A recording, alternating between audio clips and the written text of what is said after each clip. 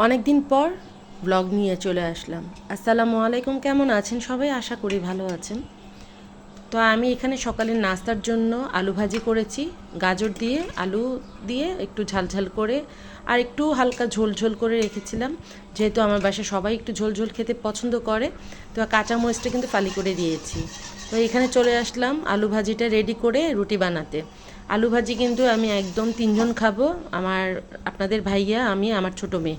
বড় মেয়ে ইউনিভার্সিটি চলে গিয়েছে, ওর এক্সাম চলছে, খুব ভোরে ভোরে এই 2 দিন ধরে চলে যাচ্ছে, ওর এক্সাম চলছে।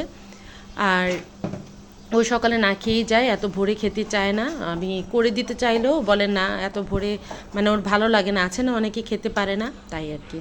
তো এখানে আমি তো রুটি বানাচ্ছি, আমার মানে আমি আর আমার মেয়ে পরোটা খাবো। আর প্রথমে তো রুটি বানিয়ে নিচ্ছি আপনাদের ভাইয়ার জন্য। আর এই তো রুটিগুলো হয়ে গেছে, 2টো রুটি বানিয়ে দেন আমি এখানে পরোটা বানাবো মামের জন্য। আর এখানে দুপুরে রান্না বান্না এগুলো চিন্তা মাথায় চলছে। বাপ মেয়ে তো শুয়ে আছে, ওরা উঠে পড়ে। আজকে আমি একটু তাড়াতাড়ি উঠে পড়েছি, 6:30 বাজেই বড় মেয়ে উঠে গিয়েছে। ওকে ওর পাপা একটু এগিয়ে দিয়ে এসেছে, যেহেতু ওর ফ্রেন্ডের সাথে ও যায়। তো একটু মানে রাস্তাঘাট যেহেতু এত সকাল, তাই একটু এগিয়ে দিয়ে আসতে গিয়েছিল। তো আমারও আর ঘুম আসেনি, মেয়ে যেহেতু উঠে পড়েছে, ওর সঙ্গে আমিও একদম উঠে কিছুক্ষণ একটু গড়াগড়ি করে দেন রান্নাঘরে চলে গেলাম কাজ করতে। তো এখানেই তো মামের জন্য একটু পরোটা তৈরি করে নিলাম, আর এটা এই যে মেয়ের জন্য, ও আবার একটু লেট করে খাবে, তাই একটু বেশি ভাজি নাই। আর আমি কিন্তু একটু লাল লাল করে ভেজে খেতে পছন্দ করি, তাই আমারটা একটু লাল করেই ভেজে নিয়েছি।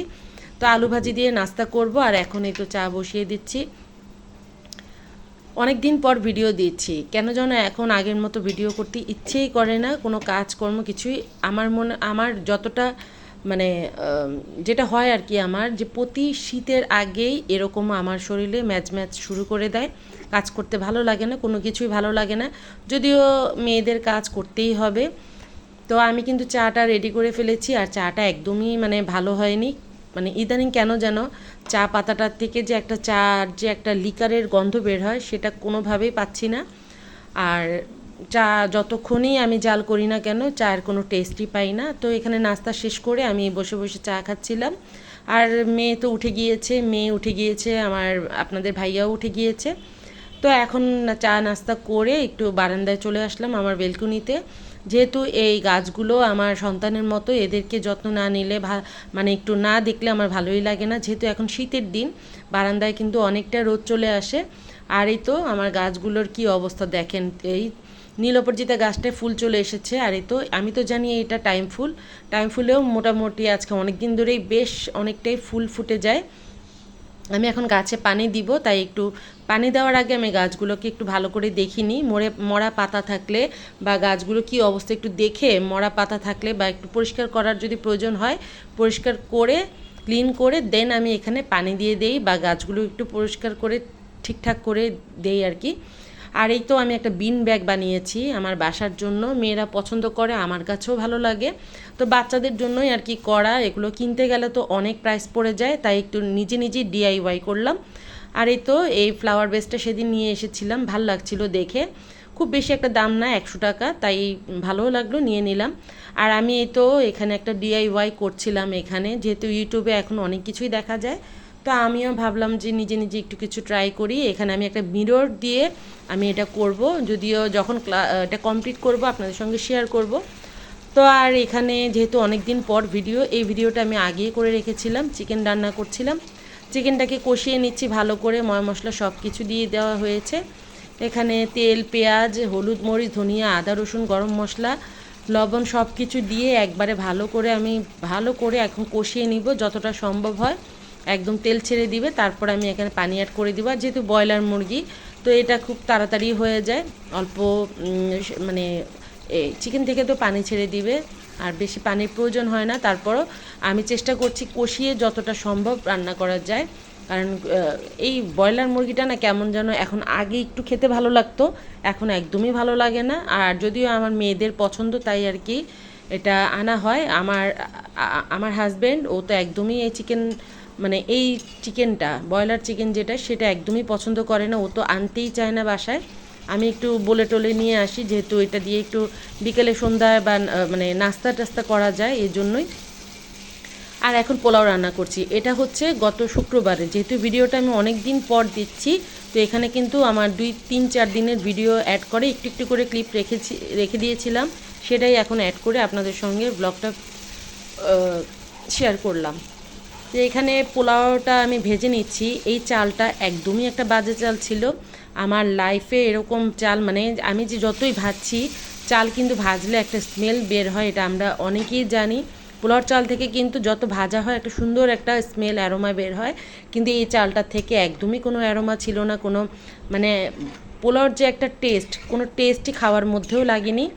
একই কথা আমার আমার জামাই বলছিল, আমার মেয়েরাও বলছিল, কেমনই যেন কোনো টেস্টই ছিল না, এটা নর্মাল একদম ভাতের মতো করেই মানে খেতে মনে হচ্ছিল।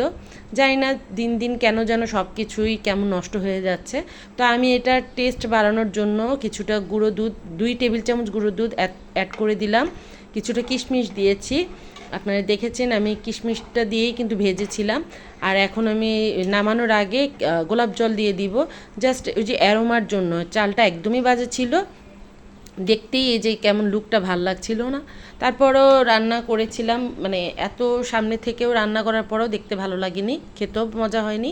আর এখানে বিফ রান্না করেছিলাম আলু দিয়ে ঝাল করে, কাঁচামরিচ দিয়ে, সেটা রান্না করেছিলাম। এটা হচ্ছে গত শুক্রবারের ভিডিও। গত শুক্রবারে অনেক দিন পর পোলাও রান্না করেছিলাম, যদিও এখন আগের মতো পোলাও টোলাও তেমন একটা রান্না করাই হয় না।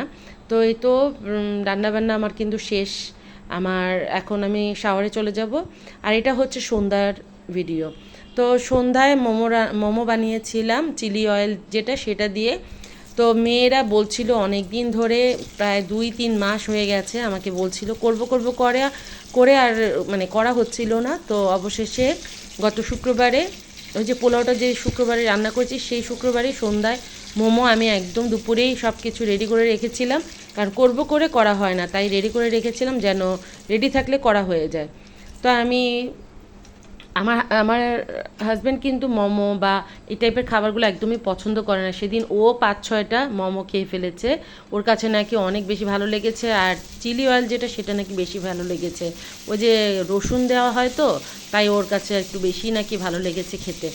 যাই হোক, এটা হচ্ছে তার পরের দিনের ভিডিও। তো এখানে লইট্টা মাছ, আমার মেয়ে তো কক্সবাজার থেকে লইট্টা মাছ খেয়ে খেয়ে এত ফিদা হয়ে গেছে লইট্টা মাছের। তো ওর বাবা বাজারে গেলে এখন লইট্টা মাছ চোখে পড়লেই নিয়ে আসে মেয়ের জন্য। তো এই লইট্টা মাছ অনেক বড় বড় ছিল, এখানে 1 কেজি পরিমাণ। তো আমি যদিও 1 কেজি রান্না করিনি, এটা 2 ভাগে রান্না করব, কারণ এত আমার কাছে ভালো লাগে না, আমার বড় মেয়েও তেমন একটা পছন্দ করে না।